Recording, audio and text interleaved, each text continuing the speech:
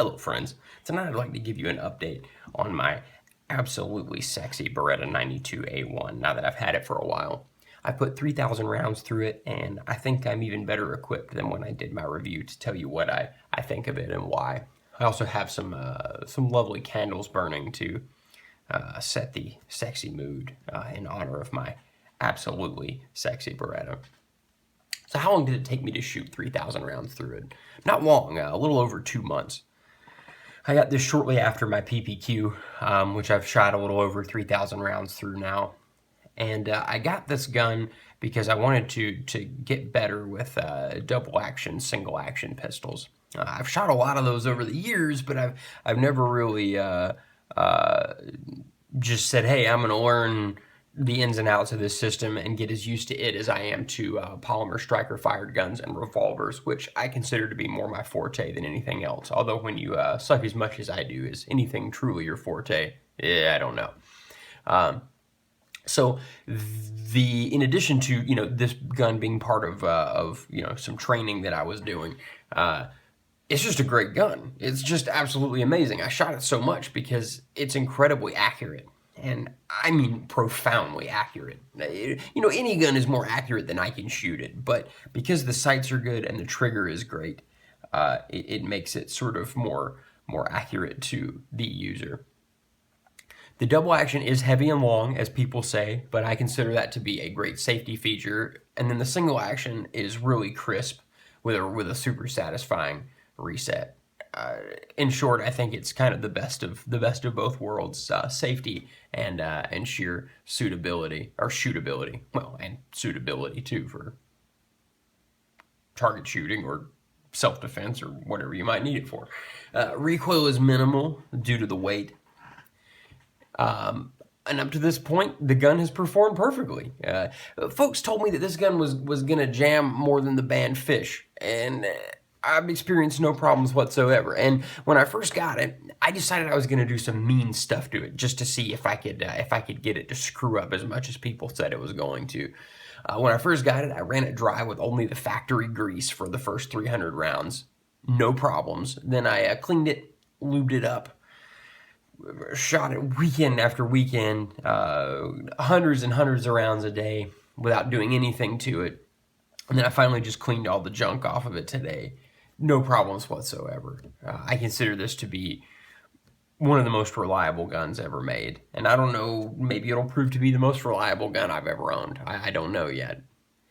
So, yeah, let's take a look inside of it and see how it's been wearing. Well, first, the outside still looks new, right? I mean, there's definitely some wear here and there, as you would expect to see from a gun that's been shot that much. But the magazines, not much wear there either. You can see, though, some wear to the followers and to the outside of the magazine. Such a good looking gun. And I love the takedown. It's so easy to field strip this gun. Wow, every time. It's so satisfying.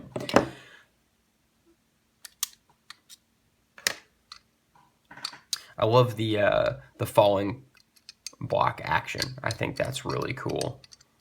It always takes me a second to get it right, though, when I'm disassembling it after years of the Browning tilting bolt action.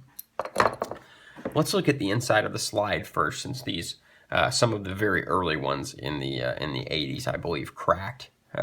No, looks really good there. There's definitely wear from the block moving and from the rails moving in the slide. But it's not bad. It's really not bad at all. Let's see. I've heard about people having to replace the block. The block doesn't look worn to me at all, and there's some wear on the barrel, but really not much. Probably less wear on this than my PPQ, maybe. Or maybe it's just in different places. The PPQ's got a totally different action. So let's take a look at the recoil buffer. So two interesting things about this gun.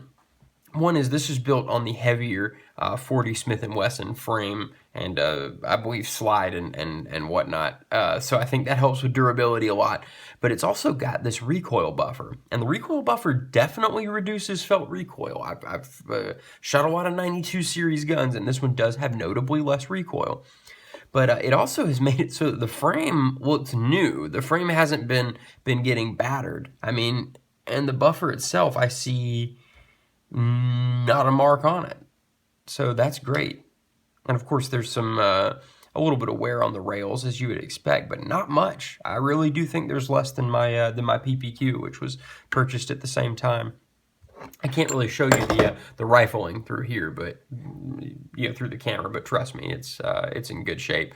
The feed ramp looks great, and these actually have a chrome wind bore and I believe barrel, which I think will help with longevity. So this does have a polymer guide rod instead of the traditional steel one. I'm sure folks are going to say that these don't last. I've had no problems.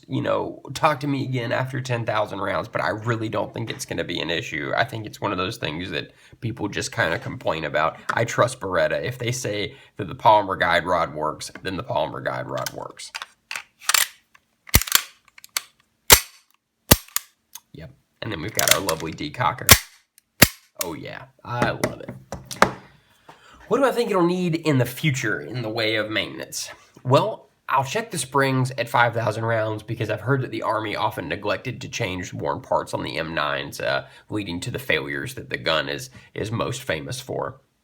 I doubt the gun needs any special maintenance over other guns. Based on my experience with this thing so far, it probably needs less maintenance than other guns, but I'm going to err on the side of caution and keep it in tip-top shape because I just love the damn thing. It's beautiful. What will I do with this gun in the future? Well, this gun will continue to protect my home and my family and will continue to be my absolutely favorite target pistol. It is a tack driver and I shoot it quickly, which makes me want to take the gun to a competition and embarrass myself publicly. The humiliation will sting, but I can at least fail in style with this fine piece of Italian machinery. This is one of the only guns I've ever bought where salespersons and my friends outright told me not to buy the gun. They told me it would jam and the trigger sucks and the ergonomics suck and that it's outdated and it's mechanically complicated and it's generally the worst gun ever built by man. That's pretty much what I was told. But I'd shot one a lot in the past and I always felt a bond with the design. And when I picked this one up at the shop, looking for a double action, single action gun, I knew I had to have it. I bought that very one right there on the spot, and I'm glad I listened to my instincts. It would have been a mistake not to. There are a few pistols that I shoot better, and I feel like I'd be hard-pressed to find a more reliable pistol.